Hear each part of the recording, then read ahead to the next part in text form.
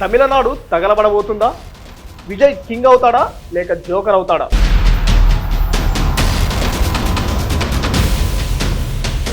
Vijay CM అవుతాడా లేదా? BJP వ్యూహంతో విజయ్ బలిపశువు కాబోతున్నాడా?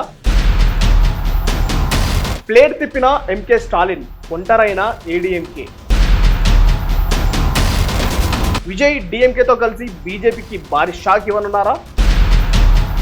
తమిళనాడు ప్రభుత్వం ఏర్పాటుపై కొనసాగుతున్న సస్పెన్షన్, గవర్నర్కి చుక్కలు చూపిస్తున్న తమిళ ప్రజలు.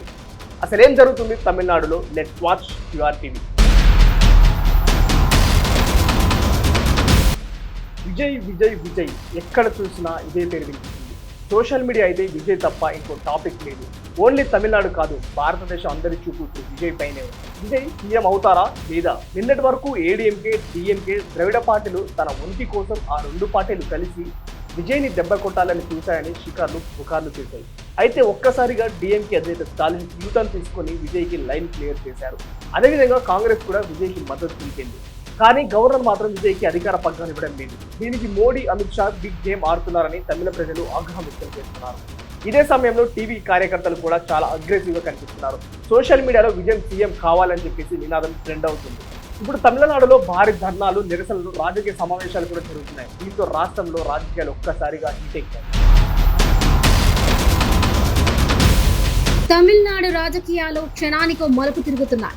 విజయ్ గవర్నర్ తో సమావేశం తర్వాత ప్రభుత్వ ఏర్పాటుకు అంతా ఓకే అయిందని ప్రచారం జరిగింది. కానీ అధికారికంగా అనుమతి ఇచ్చేందుకు గవర్నర్ అంగీకరించడం లేదు.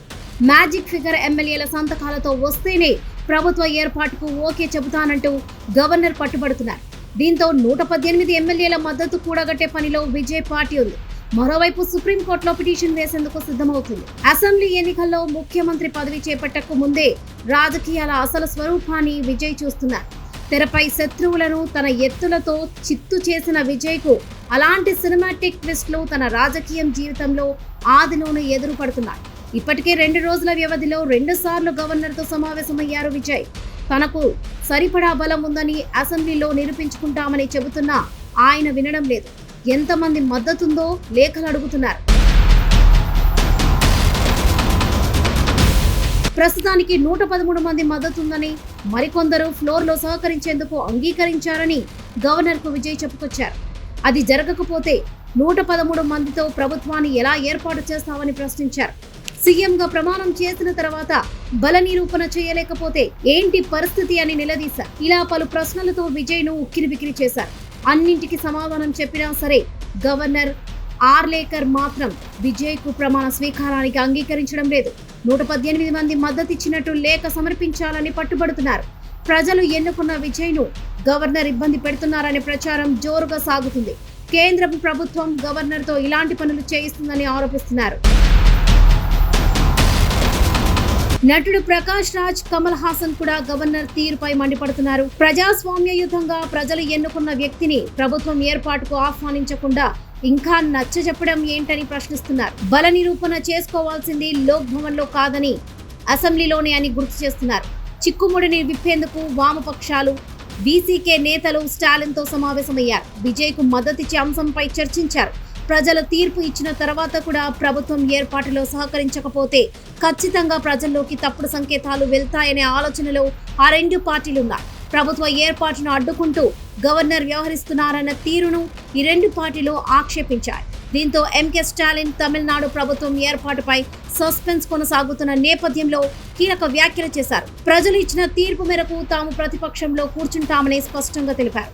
ప్రస్తుతం పరిస్థితుల్లో ప్రజలు ఇచ్చిన బాధ్యతను గౌరవిస్తూ బాధ్యతాయుతమైన ప్రతిపక్షంగా పనిచేయడమే తమ ప్రాధాన్యత అని స్పష్టంగా తెలిపారు. అధికారం కోసం అడ్డదారులు తొక్కే సంప్రదాయం డిఎంకేది కాదని అన్నారు. రాష్ట్రంలో ప్రభుత్వం ఏర్పాటు కోసం ఇతర పార్టీల నుంచి ఎలాంటి ప్రతిపాదనలు వచ్చినా పార్టీ తీసుకునే నిర్ణయానికి ప్రజాప్రతినిధులు, కార్యకర్తలు కట్టుబడి ఉండాలని ఆదేశించారు.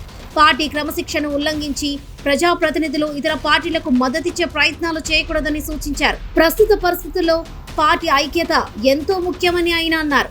తమిళనాడు అభివృద్ధిని కాంక్షించేవారు ప్రజాస్వామ్యబద్ధంగా ప్రభుత్వాన్ని ఏర్పాటు చేయాలని కోరారు. రాజ్యాంగ సంక్షోభానికి ఎట్టి పరిస్థితుల్లో తావివ్వకూడదని అన్నారు. డిఎంకే ఎప్పుడూ ప్రజల వైపు ఉంటుందని స్పష్టంగా తెలిపారు. అసెంబ్లీలో ప్రజా సమస్యలపై ప్రశ్నిస్తామని హామీ ఇచ్చారు. అసెంబ్లీ ఎన్నికల్లో టీవీకే 108 స్థానాలతో అతిపెద్ద పార్టీగా అవతరించగా డిఎంకే 59, అన్నా డిఎంకే 47 స్థానాలు గెలుచుకున్నాయి.